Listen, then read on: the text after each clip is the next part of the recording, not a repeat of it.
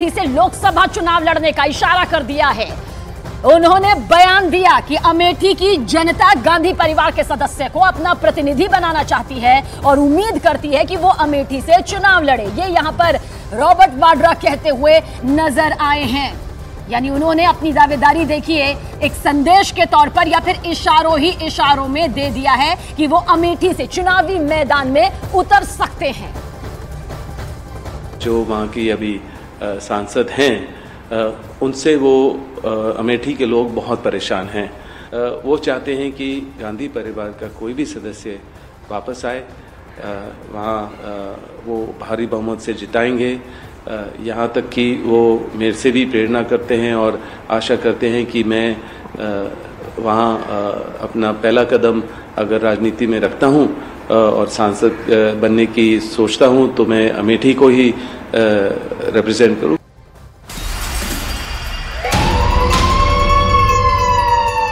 सियासत जो ना कराए, सोनिया गांधी के दामाद और प्रियंका गांधी के पति रॉबर्ट वाड्रा ने अमेठी की सियासी बिसात पर ताल ठोकने की मंशा जाहिर की तो नई सियासी चर्चा तेज हो गई है। वाड्रा की इस राजनीतिक महत्वाकांक्षा के जागने के बाद सियासत भी अब बेहद तेजी के साथ जोर पकड़ने लगी है। अमेठी से मैं हूँ और प्रियंका रायबरेली से हैं।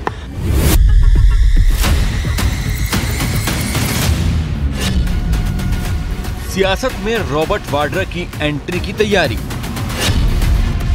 क्या अमेठी से चुनाव लड़ने वाले हैं रॉबर्ट वाड्रा? क्या रॉबर्ट वाड्रा के हाथ में आएगी कांग्रेस की विरासत?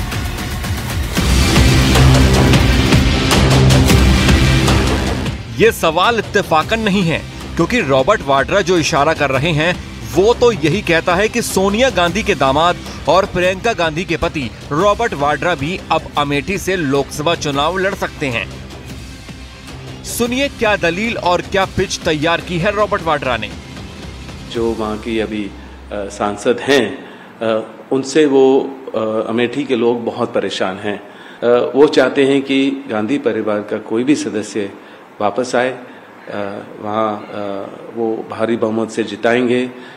यहाँ तक कि वो मेरे से भी प्रेरणा करते हैं और आशा करते हैं कि मैं वहाँ अपना पहला कदम अगर राजनीति में रखता हूँ और सांसद बनने की सोचता हूँ तो मैं अमेठी को ही रिप्रेजेंट करूँ।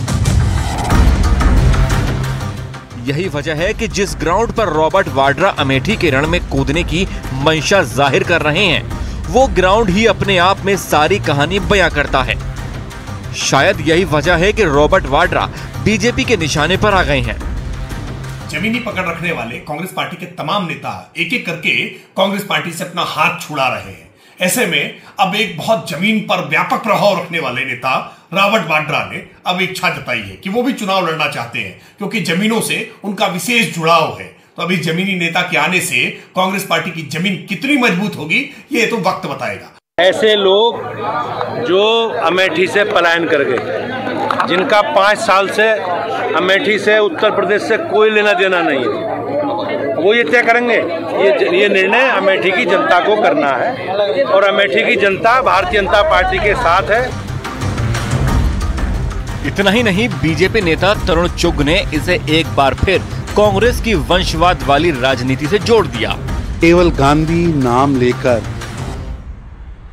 अपनी राजनीति करना और ऐसा सोचना कि ये वंश ही उन्हें सब कुछ दिलाएगा। अब देश की जनता परिवारवाद से हाथ जोड़ बैठी है और लोकतंत्र के लिए परिवारवाद एक मौजूदा वक्त में कांग्रेस और यूपी के समीकरणों की बात करें तो यूपी से कांग्रेस के हिस्से में 17 सीटें आई हैं। इनमें से सिर्फ 3 सीटों पर अब तक उम्मीदवारों का ऐलान नहीं हुआ है, जिनमें रायबरेली और अमेठी की सीट है। तो क्या इन दोनों सीटों पर कांग्रेस की उलझन रॉबर्ट वाड्रा और प्रियंका गांधी को टिकट देने के बाद खत्म होगी?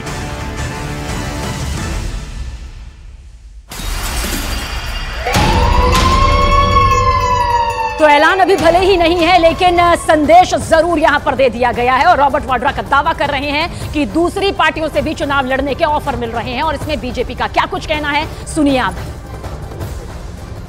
हमें अभी तक वाड्रा जी की तरफ से कोई आवेदन प्राप्त नहीं हुआ है।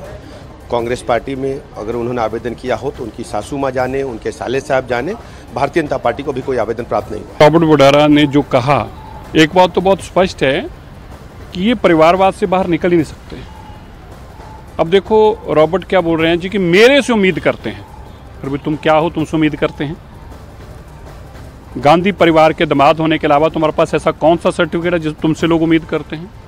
तो बहुत स्पष्ट है, ये लोग परिवार से बाहर जा नहीं सकते। इसीलिए आज लोग कह रहे हैं कि यहाँ 4-5 पावर सेंटर बन चुके हैं। एक सोनिया गांधी जी का है, एक राहुल गांधी जी का है, एक प्रियंका जी का है, एक खड़गे जी का है, एक वेणुगोपाल जी का है।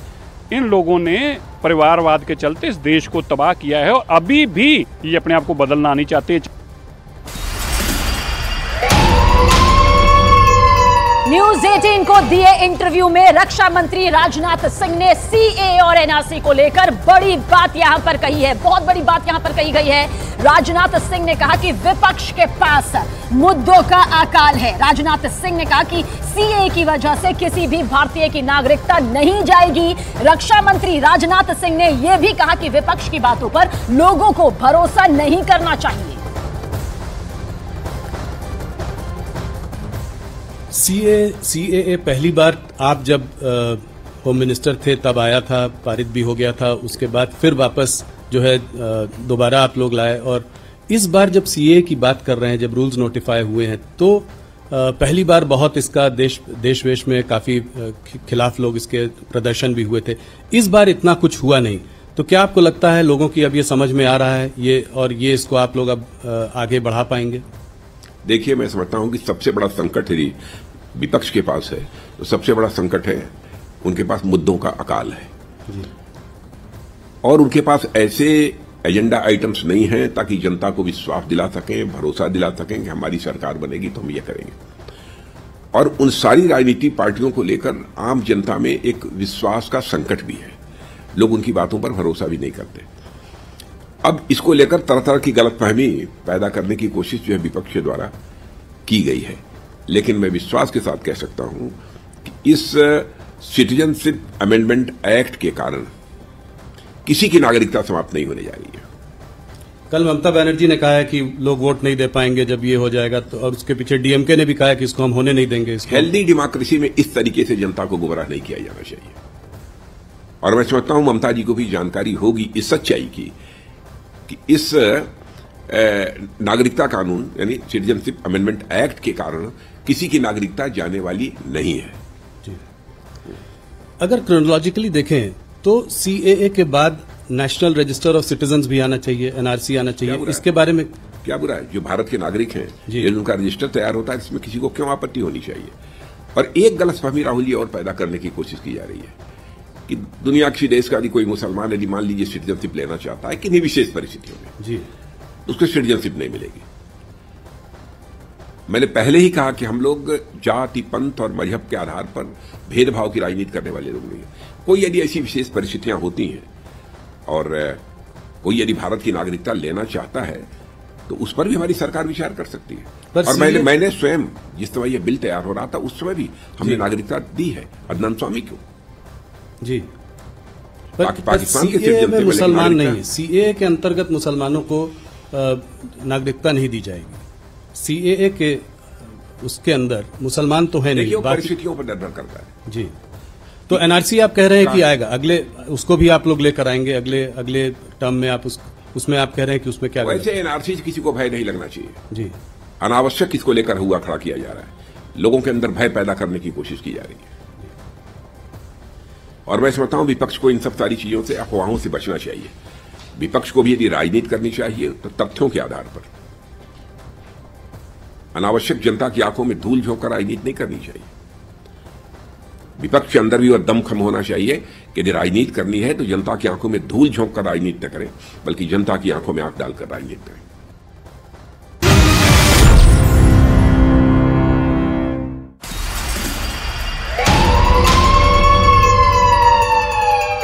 और न्यूज 18 से एक्सक्लूसिव बातचीत में राजनाथ सिंह ममता सरकार पर जमकर बरसे। रक्षा मंत्री राजनाथ सिंह ने कहा कि पश्चिम बंगाल में सरकार नाम की कोई चीज नहीं बची है। उन्होंने मौजूदा चुनाव में पश्चिम बंगाल में पश्चिम बंगाल में 40 में से 36 सीटें जीतने का बड़ा दावा भी किया। बंगाल में आपको क्या लग रहा है? पिछली बार एक अच्छा प्रदर्शन था, 18 सीटें आई थी 40 में। उसके बाद आप विधानसभा का चुनाव हारे, जीत का माहौल बना हुआ था, मगर सिर्फ 77 सीटें ले आए। और इस बार क्या देख रहे हैं आपको क्या लग रहा है? इतनी बात तो पक्की है कि पहले से अधिक सीटों पर विजय प्राप्त होगी। कितनी अधिक?